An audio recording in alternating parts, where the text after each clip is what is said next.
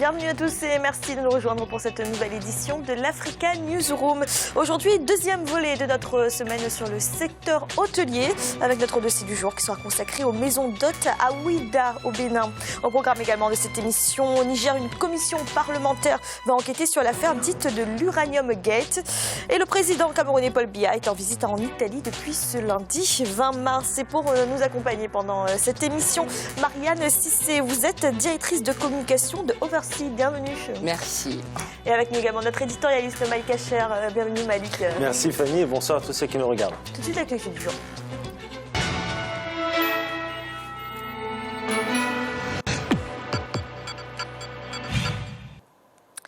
Au Niger, une commission parlementaire va enquêter sur l'affaire dite de l'Uranium Gate. Les députés viennent de donner leur accord. Cette commission va enquêter sur une affaire révélée par le journal nigérien Le Courrier. Dans son édition du 16 février, l'hebdomadaire a dénoncé un système de vente circulaire d'uranium entre Areva et le Niger via des sociétés russes et libanaises. Reportage de notre correspondance à Doualize Mokhtar.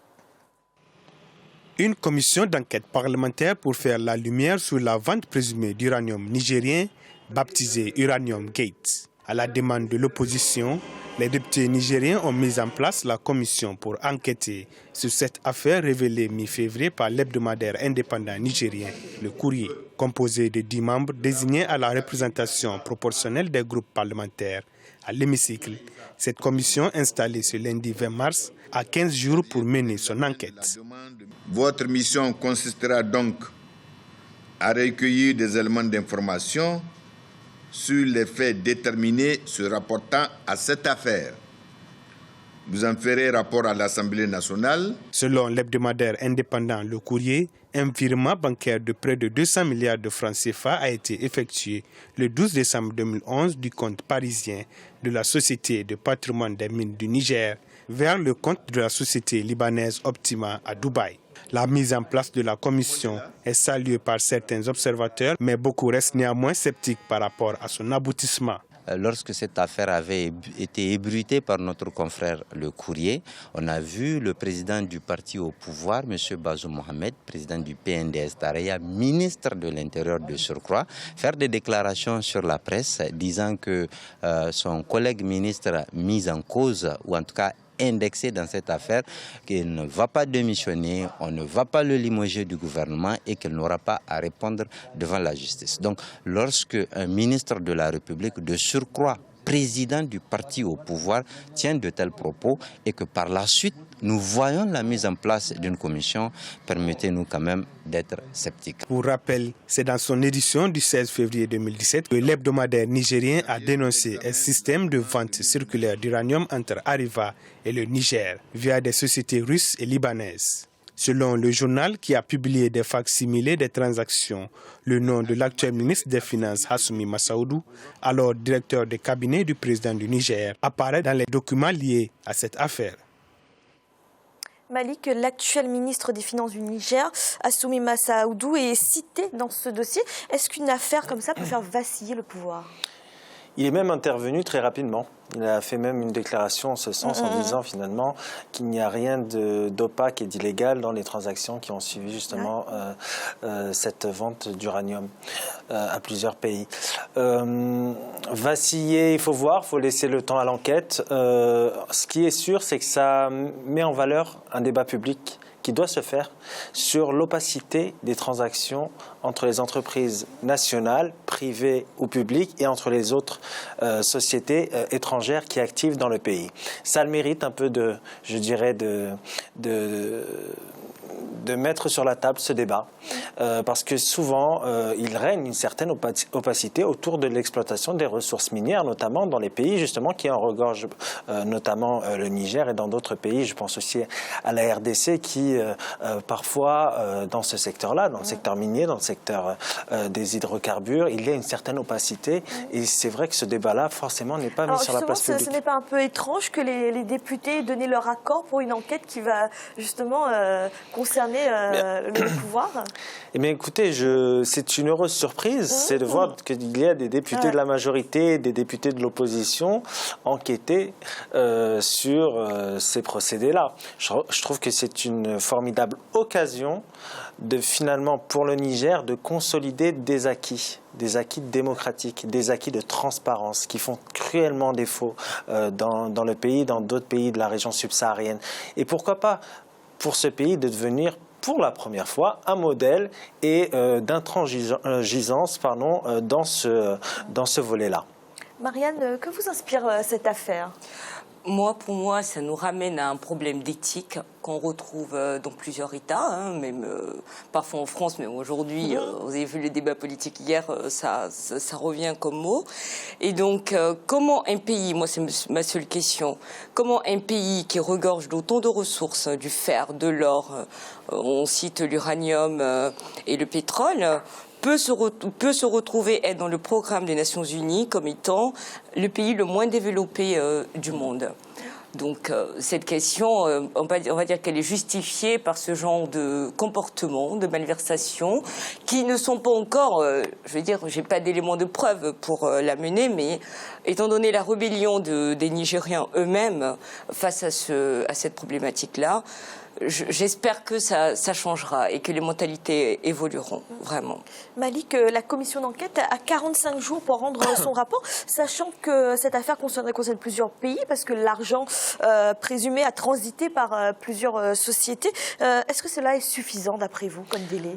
C'est peu comme délai parce que justement il faut retracer toutes ces transactions, il faut remonter aux sources et Dieu sait que c'est difficile justement de remonter vers les causes, je dirais, initiales qui ont permis justement à cet argent de circuler entre plusieurs pays.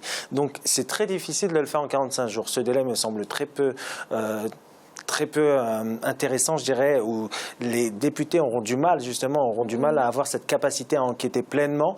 Il faudrait davantage avoir un délai qui court sur plusieurs mois, même voire un an. Vous savez, ça met plusieurs années pour certains grands scandales qu'on a pu apercevoir, par exemple, dans les pays européens, dans les pays développés. Il y a eu des scandales et on a eu du mal, justement, à retracer les circuits de financement, les circuits de transactions après juste une année ou 2 années. Je parle, par exemple, du Brésil avec Petrobras. Ça a mis du temps pour que ce scandale soit révélé. Et là, pour le Niger, ça mettra probablement du temps parce qu'il y a derrière certaines complicités du fait du cadre juridique qui permet aussi à certaines sociétés de passer entre les mailles du filet des autorités, par exemple, nigériennes.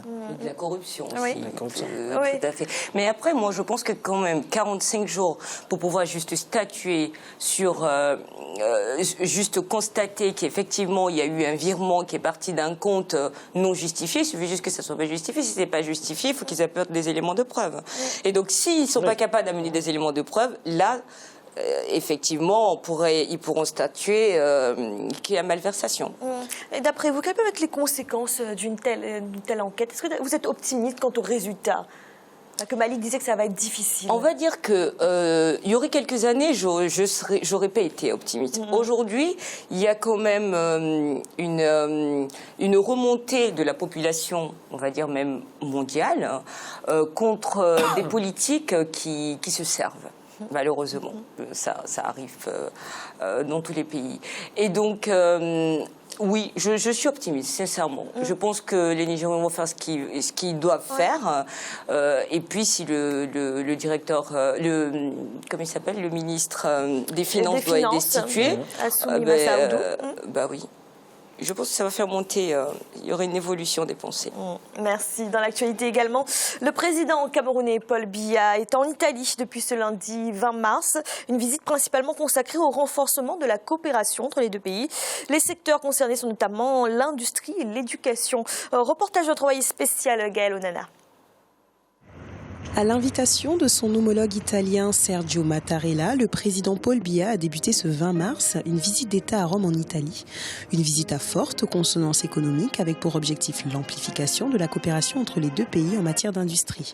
En effet, sur le plan commercial, l'Italie est à ce jour le 9e fournisseur du Cameroun, une coopération économique sur laquelle le président Paul Biya est revenu lors de la cérémonie d'accueil. Sur le plan économique, nous pensons, le président Mattarella et moi, que les besoins identifiés dans les programmes de développement du Cameroun constitue un terrain privilégié pour nos échanges.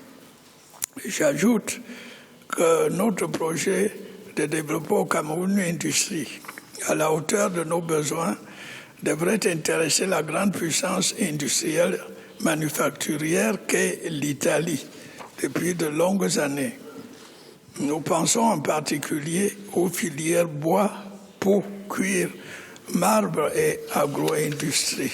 Lors de son allocution, le président italien a quant à lui réitéré sa volonté de maintenir les bonnes relations qui existent entre son pays et le Cameroun, notamment en matière d'éducation. Une visite est d'ailleurs prévue ce 22 mars 2017 à l'université de Rome, Tor Vergata, au cours de laquelle le président Paul Biya recevra une médaille. La collaboration entre nos pays est de plus en plus intense et se matérialise par une collaboration culturelle, une collaboration entre nos différentes universités.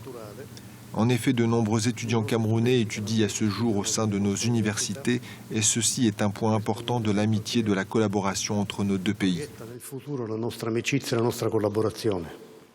Entre autres activités au programme pour la suite de la visite d'État du président Paul Biya, une rencontre avec la communauté camerounaise en Italie, un forum économique, la visite de l'université de Rome et une visite probable du Vatican. Malik, pourquoi le Cameroun se tourne vers l'Italie? Quels sont les liens entre les deux pays? Il y a des liens forts, des liens historiques. Il y a une immigration camerounaise qui est très présente en Italie.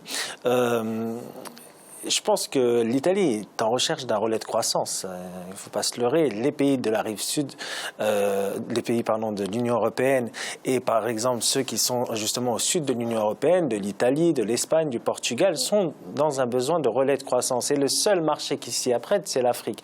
Le Cameroun fait partie de ces pays africains, de l'Afrique subsaharienne, qui possède beaucoup de potentialités, notamment sur le plan industriel, sur le plan agricole, et qui pourrait justement attirer de nombreux investisseurs, et en l'occurrence ici italiens.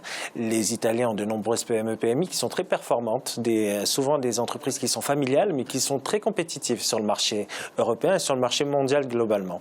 Donc il y a des vecteurs, des secteurs qui seraient intéressants pour ces entreprises-là d'investir au Cameroun. Je pense par exemple au secteur agricole et notamment celui de la transformation agricole. Le Cameroun est situé dans un espace qui est, je dirais, stratégique, parce qu'il est en Afrique centrale, il est justement proche du golfe de Guinée. Il a cette situation-là qui pourrait justement intéresser les entreprises étrangères, non pas pour y faire que du gain, mais justement pour se développer dans le futur. C'est une stratégie à long terme en s'installant au Cameroun. Pourquoi? Parce qu'il y a d'autres marchés qui sont à côté aussi, de grands marchés qui existent à côté du Cameroun. Et donc c'est pour cela que ce pays-là, le Cameroun, présente des atouts indéniables pour permettre à des entreprises qui sont en crise, qui ont du mal, qui ont des problèmes de trésorerie. Alors je ne dis pas que seules ces entreprises-là s'intéressent au Cameroun, hein. Il y a des entreprises qui sont dynamiques, mais qui ont besoin d'un deuxième souffle. Et on sait que la population, la démographie africaine s'apprête fortement à justement à permettre à ces entreprises-là d'avoir une meilleure expansion dans l'avenir. Mais Malik, dans une période où on parle de plus en plus de relations intra-africaines, d'échanges intra-africains, est-ce que là, Cameroun-Italie, on est en face d'un échange de relations équilibrées?